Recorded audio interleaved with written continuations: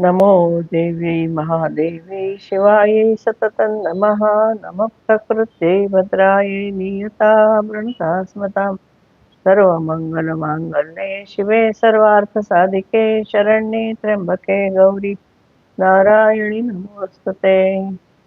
देहि सौभाग्यमारोग्यं देहि मे परमं सुखं।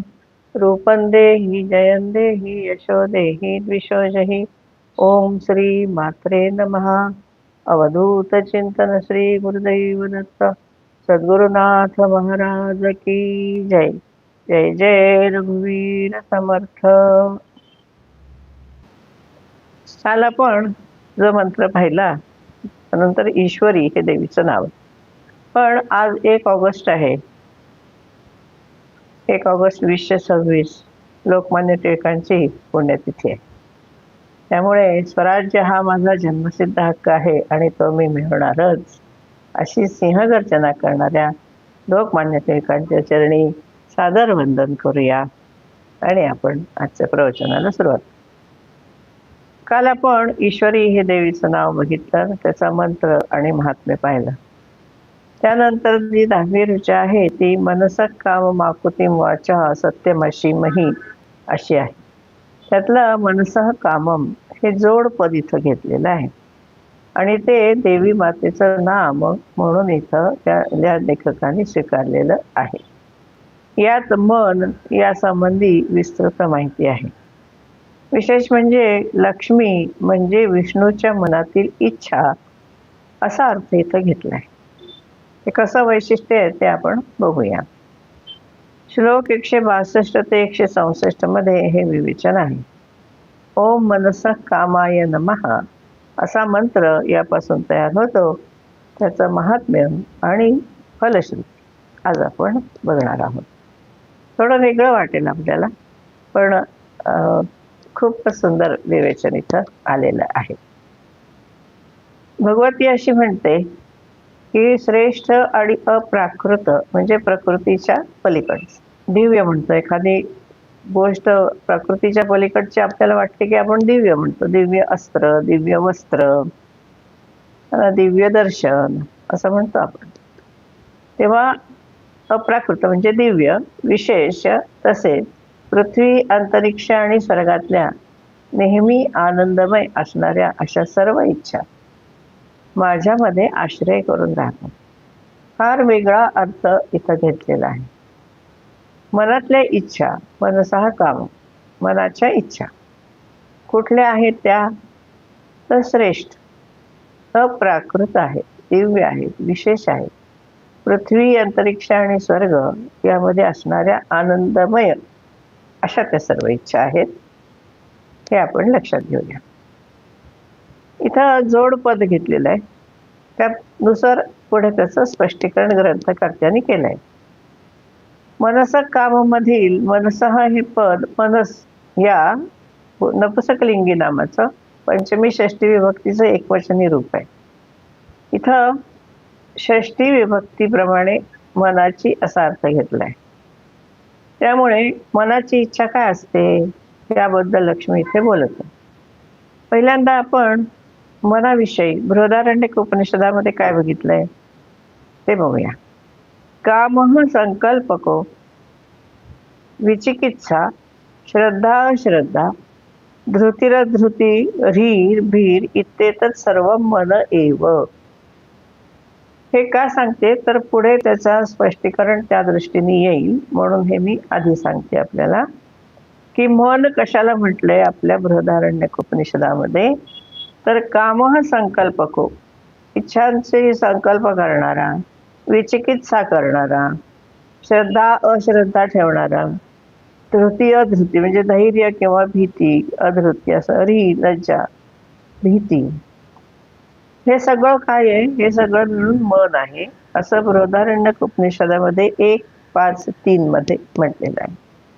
आणि ज्ञानेश्वर माऊलींनी ज्ञानेश्वरीच्या 13व्या अध्यायामध्ये वाया मनही नाव हे जाणीवची सावयव असं म्हटलंय। 13व्या अध्यायामध्ये मनासंबंधी ज्या ओव्या आहेत त्या फार सुंदर आहेत, 10-15 ओव्या आहेत त्या संबंधी। आणि त्यांनी म्हटलंय की मनाला राहायला कुठे जागा नाही शरीरात, म्हणून ते सर्व शरीरभर असतं आणि रजोगुणाची या खांदी तरळत असे. रजोगुणाच्या खांदीवर बसलेलं असतं म्हणजे ते रजोगुणी आणि ते सर्व शरीरभर फिरतं, कारण त्याला एक जागा अशी दिलेली नाहीये शरीरामध्ये. त्यामुळे पायाच्या अंगठ्यापासून मस्तकावरच्या केसांपर्यंत सगळीकडे मन फिरत असतं, असं 13व्या अध्यायामध्ये त्यांनी सांगितलं. ते जाणीव आहे, सावयव जाणीव, अवयवांसह असणारी जाणीव म्हणजे मन, असं माऊलींनी म्हटलेलं आहे. तेव्हा इथं मन हे त्या अर्थी पण घेतलेलं आहे. तर इथं षष्टी विभक्ती सांगितली मी, तसं मनाची असा अर्थ घेतला. त्यामुळे मनाची इच्छा, मनसः काम म्हणजे काय, मनाची इच्छा, षष्टी विभक्ती घेतली. त्याबद्दल लक्ष्मी आता इथे बोलणार आहे. मनाची इच्छा कोणकोणते उपभोग घेण्याचे असते बरं? तर पृथ्वी, अंतरिक्ष, स्वर्गात सगळीकडचं सुख मला मिळू दे, सगळीकडचा आनंद मला मिळू दे. सर्वसामान्य लोकांची अशी इच्छा असते की पृथ्वीवरचा सगळा आनंद मला मिळू दे, सुंदर सुंदर वस्तू उपभोगायला मिळू दे, सुंदर सुंदर दृश्य पाहायला मिळू दे, सुंदर सुंदर चवीचं अन्न खायला मिळू दे. प्रत्येकाची इच्छा असते, त्यात वावगं काही नाही, स्वाभाविक आहे. तेव्हा मनाची इच्छा उपभोग घेण्याची असते. पृथ्वीवरचे उपभोग, अंतरिक्षामध्ये असतील तर तेही पाहिजेत आणि स्वर्गातील पण उपभोग पाहिजेत. अप्सरांचा नाच बघायला पाहिजे, अमृत प्यायला पाहिजे, तिथल्या नंदनवनात फिरलं पाहिजे, त्यांना गंधर्वांची गाणी ऐकली पाहिजेत, असं स्वर्गामध्ये आपली कल्पना असते. तर त्याचा विचार केलाय म्हणून इथं देवी म्हणते की पृथ्वी, अंतरिक्ष आणि स्वर्गातील तसेच अप्राकृत म्हणजे प्रकृतीच्या पलीकडे पण असणारे असे जे विषय आहेत. आता सगळे विषय आपल्याला स्थूल शरीराने उपभोगता येतात का? नाही. आता आपण गाण्याचा उपभोग घेतो, सुंदर गायन चाललंय, भीमसेन जोशींचं गायन चाललंय.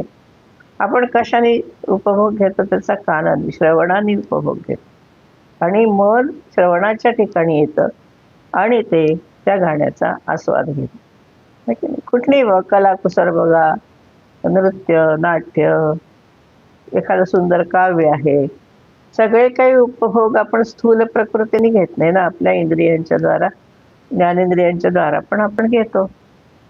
म्हणून काही स्थूल आहेत, काही सूक्ष्म आहेत, ते सगळे उपभोग आपण घेत असतो. अशी उपभोगांची व्यापक व्याख्या यादी आपल्याला देता येते.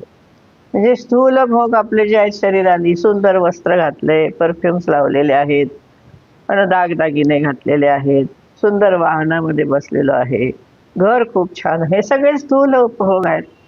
असं जे काही आपले स्थूल भोग आहेत ते पण आपल्याला हवे असतात. आणि सूक्ष्म भोग म्हणजे असं कलाचा उपभोग घेणे, कलेचा उपभोग घेणे, नंतर असे दृश्य पाहणे सुंदर सुंदर, हे सगळे सूक्ष्म उपभोग आहेत. सुवास, चांगली चांगली परफ्युम्स असणं, हे सगळे सूक्ष्म उपभोग आहेत. आणि त्या पलीकडच्या स्थितीमध्ये म्हणजे स्वर्गामध्ये वगैरे या देहाने तर काही भोगता येत नाहीत, पण सूक्ष्म देहानी, कारण देहानी ते उपभोग घेता येतात. म्हणजे अशी खूप मोठी यादी आहे उपभोगाची. आता हे उपभोग कसे आहेत? दुःखाचे नाही आहेत ना, सुखाचे, श्रेष्ठ आणि आनंदमय असे आहेत. यामध्ये दुःखाचा उपभोग न घेता फक्त श्रेष्ठ सुखाचा उपभोग घेण्याची इच्छा, मनसः कामम काय आहे? श्रेष्ठ उपभोग घेण्याची इच्छा. आता या इच्छा कधी पुऱ्या होतात का? सगळ्याच्या सगळ्या इच्छा कोणाच्याच पुऱ्या होत नाहीत. ह्या इच्छा कोणाजवळून पुऱ्या होतील, कोणाजवळ त्या आहेत पुऱ्या करण्याचं सामर्थ्य? तर लक्ष्मी देवीजवळ आहे. पण या तिच्यामध्ये आश्रय करून राहिलेल्या असतात. म्हणजे मूळ इच्छा महालक्ष्मीपाशी आहेत, पराशक्तीपाशी आहेत, आदिलक्ष्मीपाशी आहेत. तर त्याच्या आश्रयाने त्या असतात, त्यामुळे आपण तिला ते मागू शकतो. त्यामुळे दिव्य मंगल इच्छा पूर्ण व्हाव्यात असं वाटत असेल आपल्याला, तर लक्ष्मीचा आश्रय करायला हवा, हा भावार्थ आहे. मनसः काममचा काय अर्थ आहे?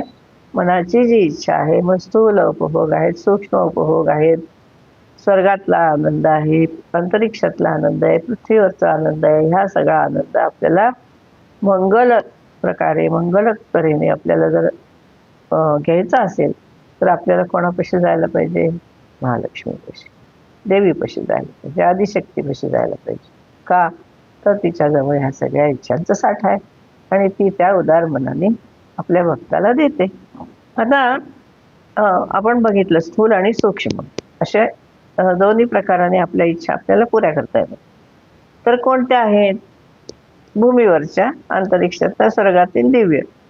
म्हणजे वेगवेगळ्या इच्छा आहेत की नाही. भूमीवर आहे आरोग्य, वित्त, प्रतिष्ठा, संतती, आपण बघितलं आता, यश, अन्न, सुयोग्य जोडीदार. स्वर्गामध्ये काय? अमृतपान, अप्सरांचा सहवास, सतत उत्साह, तारुण्य, हे आहे. आणि अप्राकृत म्हणजे काय आहे? देशाची उन्नती व्हावी, सर्वजण सुखी असावेत, निर्भय असावेत, सर्वे भवन्तु सुखिनः म्हणतो ना आपण. पाऊस वेळेवर पडावा, अन्नधान्य भरपूर यावं, आपलं राष्ट्र नेहमी सुख संपन्न असावं, आर्थिकदृष्ट्या संपन्न असावं, अन्नधान्यदृष्ट्या संपन्न असावं, सामरिकदृष्ट्या संपन्न असावं, आपल्या राष्ट्राची नेहमी उन्नती व्हावी, अशी पण आपली इच्छा असते की नाही. ही मनातली इच्छाच आहे ना. राष्ट्रोन्नती ही आपल्या मनाची इच्छा आहे. आपलं राष्ट्र नेहमी कसं राहावं? उन्नत राहावं, आपल्या राष्ट्राला सगळ्यांनी मान द्यावा, अशी आपली इच्छा असते. तेव्हा हे सगळेजण सुखी असावेत, सगळ्यांना अन्नधान्य भरपूर मिळावं, कोणी उपाशी झोपू नये, सगळेजण निर्भय असावेत, बाहेर रस्त्यावर फिरताना चोरा चिलटांची भीती नको, कोयताधारी लोकांची भीती नको, कोयता गँगवाल्यांची दहशत नको बाहेर फिरताना, हे निर्भयपणा असावा, अशा इच्छा मनुष्याला असतात. त्या सूक्ष्म इच्छा आहेत, अप्राकृत आहेत. या सगळ्या इच्छांचं स्थान लक्ष्मीमध्ये आहे. तिच्या प्राप्तीने सगळ्या इच्छा पूर्ण होतात. गीतेतल्या विभूती योगामध्ये भगवंताने स्त्रीचा उल्लेख करून ती माझीच विभूती आहे असं म्हटलेलं आहे. भगवद्गीतेमध्ये असं सांगितलेलं आहे की कीर्ती ही श्रीर्वाक्च नारीणाम स्मृतिर्मेधा धृती क्षमा, असं 10वा अध्याय 34व्या श्लोकामध्ये भगवंतांनी म्हणले. त्या ठिकाणी श्री ही भगवंताची इच्छा आहे असं उल्लेख, किंवा माझी विभूती आहे, इच्छा नव्हे विभूती आहे असं सांगितलं. म्हणजे श्री आणि भगवंत एकत्व आहे. सर्व इच्छांचे आश्रयस्थान असणारी श्री जी आहे ती भगवंताची अर्धांगिनी आहे. म्हणजे सगळ्या इच्छा त्या उभयतांच्या आश्रयाने राहतात. भगवती जवळ जी इच्छा असते ती जे पुऱ्या करते ती भगवंताच्या आश्रयाने असते. भगवंत आणि ती एक रूप आहेत. त्यामुळे भगवंताजवळ सगळ्या इच्छा आहेत. आपण शेवटी म्हणतो ना, देवाला मागावं. आपण परीक्षेला जाताना मुलांना सांगतो, अरे देवाला नमस्कार करून जा, देवाला सांग मला छान पेपर जाऊ दे, मला चांगले मार्क मिळू देत, म्हणतो की नाही आपण. असं मुलांना सांगतो आपल्या की देवाला नमस्कार करून जा, मोठ्या माणसाला नमस्कार करून जा. म्हणजे काय की मला माझा पेपर चांगला जाऊ दे. म्हणजे ते कोणाकडनं इच्छा पुऱ्या होतात? देवाकडून. आणि मोठ्या माणसांकडून का होतात? तर त्यांचे आशीर्वाद असतात. आई वडिलांना नमस्कार केला, आजी आजोबांना नमस्कार केला पेपरला जाताना, ते काय म्हणतात? छान लिही बरं का, चांगला जाऊ दे पेपर, तुला छान मार्क मिळू देत. म्हणजे ह्या इच्छा त्याच्यामधल्या संक्रमित होतात मुलांच्या मध्ये. खाली सगळीकडे जातात की नाही माहिती नाही, पण आहे अशी पद्धत. ज्या घरात संस्कार आहेत, आजी आजोबा आहेत, त्या घरामध्ये देवाची पूजा होते, तिथे हे संस्कार आहेत की परीक्षेला जाताना देवाला आणि घरातल्या सगळ्या मोठ्या माणसाला नमस्कार करून जावं, कारण त्यांची जी इच्छा असते, सदिच्छा असते, ती त्या मुलाला मिळते. तसं भगवंत आणि भगवती त्यांना नमस्कार केला की त्यांच्याजवळ ज्या चांगल्या इच्छा आहेत त्या आपल्याला मिळतात, त्या भक्ताला मिळतात. हे साधी गोष्ट आहे, याच्यामध्ये काय असं गूढ असं काही नाही. आपल्याकडे परंपरेने हे सगळं चालत आलेलं आहे ज्ञान. भगवंताजवळ, भगवतीजवळ ह्या सगळ्या इच्छा पुऱ्या करण्याचं सामर्थ्य आहे, कारण त्यांच्यातूनच त्या इच्छा आलेल्या आहेत असं इथं म्हटलंय. आणि ते आपण परंपरेने आपल्या घरामध्ये पण संस्कार आहेत. म्हणजे सगळ्या इच्छा त्या उभयतांच्या आश्रयाने राहतात. त्यामुळे भक्तांच्या सर्व मनोकामना ते दोघं पूर्ण करतात. करुणाकर आहेत, ते दयासागर आहेत, इच्छित वस्तू देणारे आहेत, भक्तांचं कल्याण करणारे आहेत. त्यामुळे इथे सगळं आहे, ज्ञान आहे, भक्ती आहे, योग आहे, सगळंच आहे इथे. आपण योगही साधतो, ज्ञानही मिळवतो देवाचं, देवाच्याकडून भक्ती पण करतो देवाची, असं तिन्ही इथं येतं. जेव्हा आपण देवाला नमस्कार करतो त्याला आपण मागतो की मला चांगला मुलगा होऊ दे, मला चांगली नोकरी मिळू दे. या सगळ्या इच्छा कोण पुरा करतं? भगवंत आणि भगवती, कारण त्या त्यांच्यापाशी आहे. पुढं असं म्हणलंय, मनोरथानां सर्वेषां पराहम विभ्रमस्थले, 163वा श्लोक. विष्णूश्च मनसः कामः साहम सर्वातिशायिनी. मुद्दाम श्लोक मी वाचला, पण याच्यामध्ये विशेष असं काही सांगितलेलं आहे. ती काय म्हणते, मी सर्व मनोरथांचे श्रेष्ठ विहारस्थान आहे. पण सगळ्यांच्या मनोरथ तिच्यामध्ये आहेतच, त्यामुळे तिथे विहार म्हणलंय तिने. मनोरथांच्या विहाराचं स्थान मी आहे, मग त्या ठिकाणी ते विहार करतात आनंदाने. पण पुढचं विशेष असं आहे, विष्णूच्या मनाची इच्छा. विष्णूश्च मनसः कामः साहम सर्वातिशायिनी. फार सुंदर आहे, म्हणून मी हा श्लोक मुद्दाम सांगितला, नाही तर मी श्लोक वाचून नाही दाखवते, अर्थ सांगते फक्त. आता काय म्हणलंय, विष्णूच्या मनाची इच्छा अशी मी. भगवती म्हणजे काय आहे? विष्णूच्या मनाची इच्छा, चिदविलास. ज्ञानेश्वर महाराजांच्या पूर्वी 100 वर्ष हे पुस्तक लिहिलं गेलेलं आहे. यामध्ये चिदविलास आलेला आहे. त्यामुळे विष्णूच्या मनाची इच्छा म्हणजे सर्व विश्व आहे. सर्व विश्वामधले व्यवहार आहेत, सर्व विश्वामधले प्राणी मात्र आहेत, सजीव निर्जीव सगळं, चर अचर, हे सगळं भगवंताची इच्छा आहे. त्यामुळे देवाची इच्छा, आपण काही झालं ना आणि आपल्या हातनं नाही काम पुरं झालं, आपण म्हणतो देवाची इच्छा. किंवा एखादं काही विशेष कार्य आपल्या हातून घडलं तर आपण म्हणतो देवाच्या कृपेने घडलं. मी केलं असं आसुरी संपत्तीचे लोक म्हणतात, पण जे संस्कारी लोक आहेत ते काय म्हणतात, हा देवाच्या कृपेने झालं बरं का. देवी भगवतीच्या कृपेने आज सप्तशतीचा पाठ झाला असं म्हणतो ना भक्त. देवी भगवतीच्या कृपेने माझ्या तीर्थयात्रा झाल्या, भगवंताच्या कृपेने माझी वारी झाली. आषाढी वारी चालू आहे ना सध्या, ती पुरी व्हायला सुद्धा पांडुरंगाची इच्छा पाहिजे, ज्ञानेश्वर माऊलींची इच्छा पाहिजे, तेव्हा त्यांच्या इच्छेने हे पुरं होतं सगळं. पण असेल इच्छा हरीची तर होईल सगळं पुरं. करणं आपलं काम आहे, काम पुरं करायचं की नाही, त्याला यश द्यायचं की नाही, हे भगवंताच्या हातात. म्हणून ती म्हणते लक्ष्मी की विष्णूच्या मनाची इच्छा अशी मी, म्हणजे हे सगळं विश्व, त्यामध्ये असणाऱ्या सगळ्या घडामोडी काय, भगवंताची इच्छा आहे, ती विष्णू आहे, चिदविलास आहे हा. ती मी सर्वांच्या पलीकडे, सर्वातिशायिनी म्हणले, अतिशायिनी, पलीकडे जाणारी, सर्व ओलांडून पलीकडे जाणारी अशी मी. आता याचं थोडंसं विवेचन बघूया. सगळ्या इच्छांचं आश्रयस्थान आहे लक्ष्मीचं, हे तर आपण पाहिलं. तोच विषय पुढे घेतला तर लक्ष्मी ही सगळ्यांच्या मनोरथांचं विहारस्थान आहे, कारण ती संवित स्वरूप आहे. नेहमी हेच येतं. एवढं हे संवित रूप योगवासिष्ठामध्ये पण आलेलं आहे. योगवासिष्ठामध्ये संवित स्वरूपाबद्दल खूप चर्चा केलेली आहे. ती संवित रूप आहे. शिसृक्षा म्हणजे सृजन करण्याची इच्छा आहे, आणि तिचा संकोच म्हणजे मन आहे. त्या इच्छेचा संकोच म्हणजे मन हे स्वल्प स्वरूपामध्ये, देवीच्या ठिकाणी प्रचंड स्वरूपामध्ये. तो कसं मन आहे ते संकोच रूप, ते लक्ष्मीने इंद्राला सांगितलंय. कसं सांगितलंय तर अंतःकरणिकी दशा असं त्या ठिकाणी त्या ग्रंथामध्ये म्हटलेलं आहे. मनाचं स्वरूप म्हणजे काय, अंतःकरणातली दशा. अंतःकरणिकी दशा म्हणजे अंतःकरणामध्ये जी अवस्था आहे, दशा म्हणजे अवस्था, काय दशा झाली असं मराठीत म्हणतो ना, म्हणजे काय अवस्था झाली असं म्हणतो. तेव्हा ही अंतःकरणातली दशा आहे. ती कशी आहे तर तिने त्याचे 4 विभाग केले. अंतःकरणातल्या दिशेचे 4 विभाग आहे. दशा, दिशा, अंतःकरणिकी दशा याचे 4 विभाग आहे. संवित, मन, बुद्धी आणि अहंकार. शब्द आपल्या परिचयाचे आहेत. संवित म्हणजे काय तर स्वच्छंदा. संवित अशी लक्ष्मी चेतना स्वरूप आहे.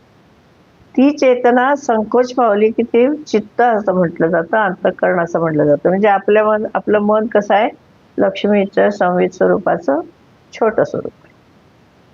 आणि मग ती मन, बुद्धी, अहंकार अशी त्रिधा होती. आता कशी आहे तर मन कसं आहे बघा, 3 प्रकारचं. मन काय करतं, मन विकल्प करतं. मन कुठे आत आहे, दिसत नाही, म्हणून त्याला अध्यात्म म्हटलेलं आहे. आणि त्यातील विकल्प आपल्याला दिसतो म्हणून तो आधी भौतिक आहे. आणि मनाचा कारक कोण आहे, चंद्र. पुरुषसूक्तामध्ये म्हटलं ना, चंद्रमा मनसो जातः. तर कारक आहे चंद्र, त्यामुळे तो काय आहे, अधिदैवत. म्हणजे 3 भाग केले: अध्यात्म, अधिभौत आणि अधिभौतिक, आध्यात्मिक, अधिभौतिक आणि अधिदैविक. तर मन कसं आहे, अध्यात्मिक आहे, अंतःकरणात ते दिसत नाही. वेगळा असं इंद्रिय दिसत नाही, हात पाय दिसतात तसं. त्यातला विकल्प कळतो म्हणून तो अधिभौतिक आहे. आणि चंद्र हे त्याचा अधिदैवत आहे. आणि कसा आहे, विकल्प, अध्यवसाय, अभिमान किंवा अहंकार या वृत्ती आहेत मनाच्या. विकल्प करणं, अध्यवसाय करणं, अभिमान धरणं, अहंकार धरणं या मनाच्या वृत्ती आहेत. आता ते बुद्धिरूप कसे होते, संवेद. तर बुद्धी ही अध्यात्म आहे, कारण ती दिसत नाही, पण तिचा वापर आपण करतो. बुद्धी निर्णय घेते, बरोबर आहे, निश्चयात्मिका बुद्धी. आणि बुद्धीने घेतलेला निर्णय आपल्याला कळतो म्हणून ते अधिभौतिक आहे. आणि बुद्धी हे कोणापासून येते, क्षेत्रज्ञापासून, म्हणजे जीवात्मा. म्हणून जीवात्मा हे त्याचं काय आहे, अधिदैवत आहे. प्रत्येकाचे 3 भाग केलेत ना. मनाचे 3 भाग आहेत, आध्यात्मिक, अधिभौतिक, अधिदैविक. तसे बुद्धीचे 3 भाग आहेत, आध्यात्मिक, कारण ती दिसत नाही, निर्णय घेते. घेतलेला निर्णय अधिभौतिक असतो आणि कोणाच्या आधारे असतो, क्षेत्रज्ञ म्हणजे जीवात्मा, म्हणून ते अधिदैवत. आता अहंकार. अहंकार कसा आहे, अहंकार ही वृत्ती दिसत नाही म्हणून तिला अध्यात्म म्हणायचं, सूक्ष्म असते म्हणून दिसत नाही. त्याच्यामध्ये अभिमान हा अधिभौतिक आहे, कारण तो दिसतो, हा माणूस फार मानी असेल. आणि त्याचं अधिदैवत कोण आहे, रुद्र. अशा प्रकारे त्रिधा अंतःकरण. अंतःकरण संवित स्वरूप जे आहे ते त्रिधा होतं, मन, बुद्धी, अहंकार. आपल्याला हे शब्दही परिचयाचे आहेत सगळे. आता हा चेतना कशी झाली, अवरोहित झाली, खाली आली. शुद्ध स्वरूप जाणीवेचं संपलं, मनबुद्धी अहंकार अशी ती खाली आली, पण तिचा अवरोह आहे असं म्हणते. आणि लक्ष्मीच्या अंतःकरणिकी दशा जी आता आपण बघितली, मन, बुद्धी, अहंकार, संवेदची, त्याच्याही व्यतिरिक्त प्राणरूप, इंद्रिय रूप, मेय म्हणजे भावरूप, अशा आणखीन 3 दशा आहेत. अवघड नाहीये, बघूया आपण काय. हा चेतनेचा काय अवरोह आहे, पण लक्ष्मीजवळ चित्त ठेवलं की पुन्हा शुद्ध स्वरूपामध्ये जाता येतं आणि पुन्हा आरोह होऊ शकतो. आता इथे असं म्हटलंय, लक्ष्मी तंत्रातला 7वा अध्याय 30 ते 48 या श्लोकामध्ये हे सगळं सांगितलेलं आहे. म्हणजे हा अवरोह आणि दशा, आरोह, अवरोह. आरोह कधी होईल, कुंडलिनी शक्ती जागृत होऊन सहस्रार चक्राकडे गेली की तो आरोह झाला आणि ती खाली येईल, भौतिक स्वरूपामध्ये येईल, या जगामध्ये व्यवहार करू, तेव्हा तो झाला अवरोह. आता प्राणरूप आहे, पंचप्राण, दशप्राण आहेत, दासबोधामध्ये नावं दिलेली आहेत सगळ्याची. प्राण, अपान, समान, व्यान, उदान हे जे आहेत. त्याच्यानंतर देवदत्त, कृकुल, धनंजय अशी नावं आहेत 5 प्राणांची. उचकी आहे, शिंक आहे, जांभई आहे, अशी आणखीन 5 प्राण आहेत. तर ते असे 10 दशप्राण आपण म्हणतो. म्हणजे आपल्याला समर्थ रामदासांनी नावं दिलेली. उत्पल, कृपल, देवदत्त, धनंजय अशी त्याची नावं आहेत. तर अशा 10 प्राणरूप आहेत. हा चेतनाच आहे ना ती. इंद्रिय म्हणजे आपली सगळी ज्ञानेंद्रिय, कर्मेंद्रिय. आणि मेय म्हणजे भाव, मनामध्ये भाव असतो. सद्भाव आहे, दुर्भाव आहे, प्रेमभाव आहे, द्वेषभाव आहे, मनामध्ये सगळे भाव आहेत, त्यामुळे ते भावरूप आहेत. ही पण चेतनाच आहे. चेतनेच्या सगळ्या ह्या दशा अंतःकरणातल्या आहेत, पण तिच्याजवळ पुन्हा मन ठेवलं की आरोह होऊ शकतो. त्यामुळे मन कसं आहे, संवितचं सूक्ष्म रूप किंवा अंश आहे. म्हणजे आपलं मन हे लक्ष्मीचा एक छोटासा अंश आहे, एवढं साध्या भाषेमध्ये आपण लक्षात घेऊया. आणि मग मनातल्या इच्छा, दशा, मोक्ष, याची चिकित्सा आपण करू शकतो. त्यामुळे मनातील इच्छा, मनोरथ हे लक्ष्मी रूप आहेत. म्हणजे सर्व इच्छा ज्या आहेत त्या लक्ष्मीजवळ असतात,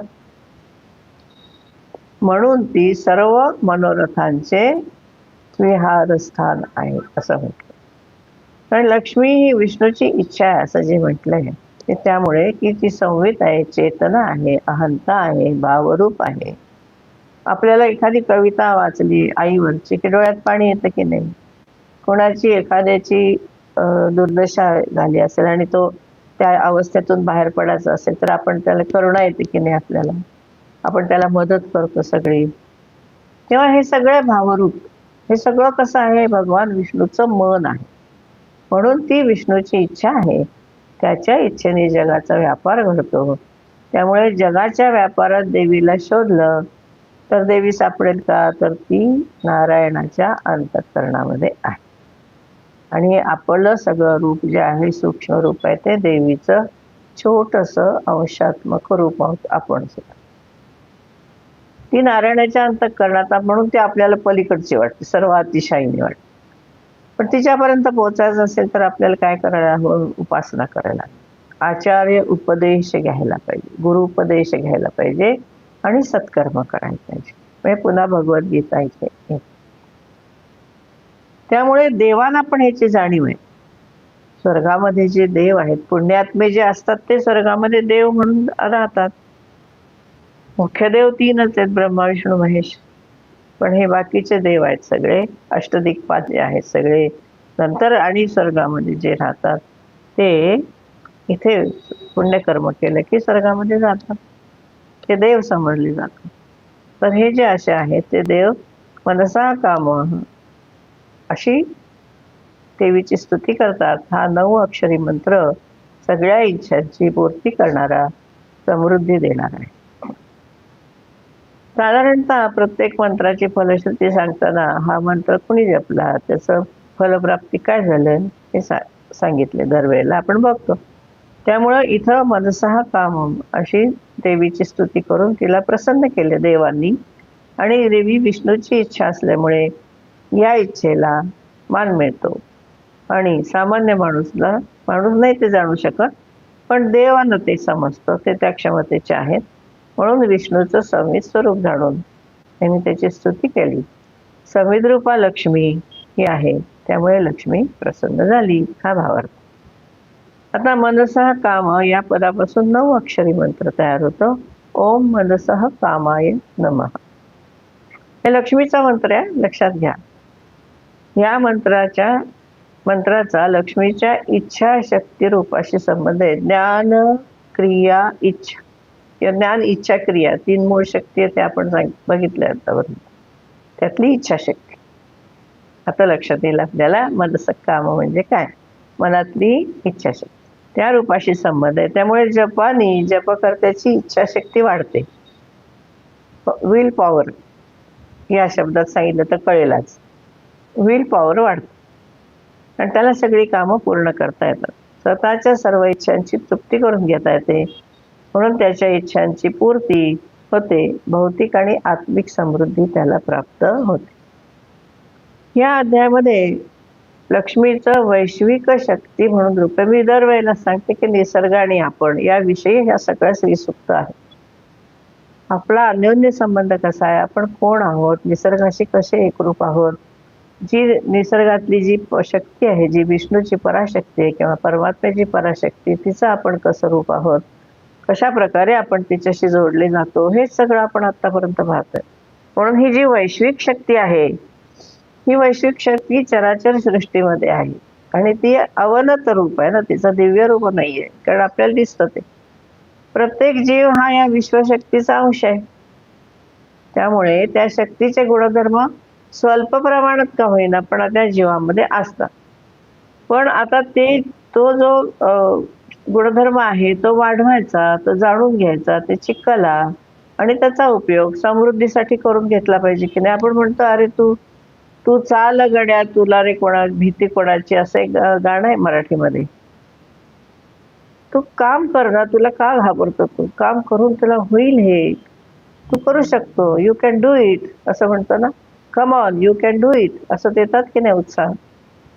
तसं आपण आय कॅन डू इट, हे करू शकतो, असं जर आपण करून घेतला, ह्या कलेचा, ह्या शक्तीचा गुणधर्म घेतला तर समृद्धी येणारच ना. मग ती क्षमता आपल्यामध्ये आहे. म्हणून आचार्य आपल्याला शिकवतात की जीवाची क्षमता वाढवण्यासाठी हे ज्ञान करून घेतलं पाहिजे. आपण आपण तिचाच अंश आहोत. या सगळ्या इच्छा आपण स्वतः पुऱ्या करून घेऊ शकतो. तेव्हा हे आचार्य आपल्याला हे शिकवतात. काय करावं लागतं त्यासाठी? नियमित राहावं लागतं. भगवद्गीतेमध्ये म्हणलं युक्ताहार विहारस. जो युक्ताहार विहार असतो त्याला तर जमतं. उपासना करावी लागते. म्हणून या ग्रंथात सगळी माहिती दिली आणि त्याला अनुसरून मंत्राची फलश्रुती आली.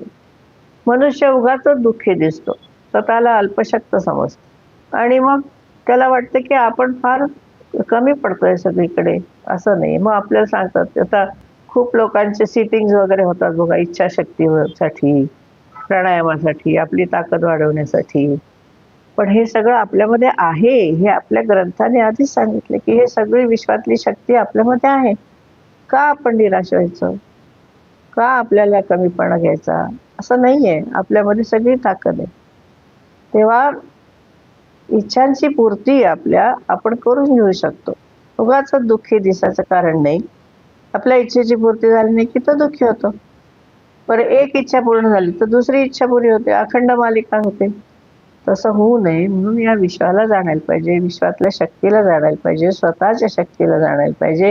ते कसं जाणायचं, ते कसं एकत्व साधायचं ते शास्त्र शिकवतं. मग हा ग्रंथ एक शास्त्र आहे, आगम ग्रंथ आहे. हा एक शास्त्र शिकवतो. सर्व इच्छांचा आश्रय लक्ष्मी आहे. लक्ष्मी ईश्वराची इच्छा आहे. त्यामुळे या जगात जे घडतं ते त्याच्या इच्छेने घडतं. राम करील सो, नक्की गोंदवलेकर महाराज म्हणतात ना की राम करील असं म्हण. वही होता है जो मंजुरे खुदा होता है असंही म्हटलं जातं. वही होता है जो राम रची राखा असं कबीर पण म्हणतात. तेव्हा लक्ष्मी ईश्वराची इच्छा आहे. जगात जे घडतं त्याच्या इच्छेने घडतं. आपलं जीवन, त्यातल्या घटना हा ईश्वरी इच्छेचा आविष्कार आहे असं लक्षात आलं तर आपल्या इच्छा ईश्वरार्पण करता येतील. निष्काम कर्म गीतेत सांगितलेलं आपल्याला करता येईल. मग त्या इच्छा संपतील. देवांनाही कला अवगत झाली म्हणून ते तुष्ट झाले असं भावार्थ. यामध्ये भक्तिशास्त्र आहे, कारण इथं ईश्वरी इच्छेची स्तुती आहे. याला भक्ती म्हणायचं. भक्ती कशाला म्हणायचं? नुसते हात जोडून भजन केलं की भक्ती होत नाही. तर आपण या वैश्विक शक्तीशी एकरूप होऊ शकतो. या वैश्विक शक्तीचा एक अंश आपण आहोत आणि या वैश्विक शक्तीमधल्या सर्व शक्ती आपल्यामध्ये सूक्ष्म रूपाने का होईना आहेत आणि त्या उपासनेने, भक्तीने वाढवता येतात आणि आपणही पूर्ण सक्षम होऊ शकतो, पूर्ण यशस्वी होऊ शकतो. आपल्याला अल्पशक्त मानायचं काही कारण नाही, कारण आपण आणि वैश्विक शक्ती एकरूप झाल्यानंतर काय अवघड आहे? मुंगीचेही मनोगत ओळखे असं म्हणलंय माऊलींनी. तेव्हा हा जो मंत्र आहे ओम मनसक्कामाय नमः, ह्याने हा इच्छाशक्तीशी जोडणारा मंत्र आहे. त्यामुळे आपल्या सगळ्या इच्छा पूर्ण होतात. आपण जरूर याचा विचार करू. आपण इथे थांबू. उद्या आपण पुढचा मंत्र. सर्वे भवन्तु सुखिनः, सर्वे सन्तु निरामयः, सर्वे भद्राणि पश्यन्तु मा कश्चित् दुःखभाग् भवेत्. ओम शांति शांति शांति. हरि ओम. श्री गुरुभ्यो नमः.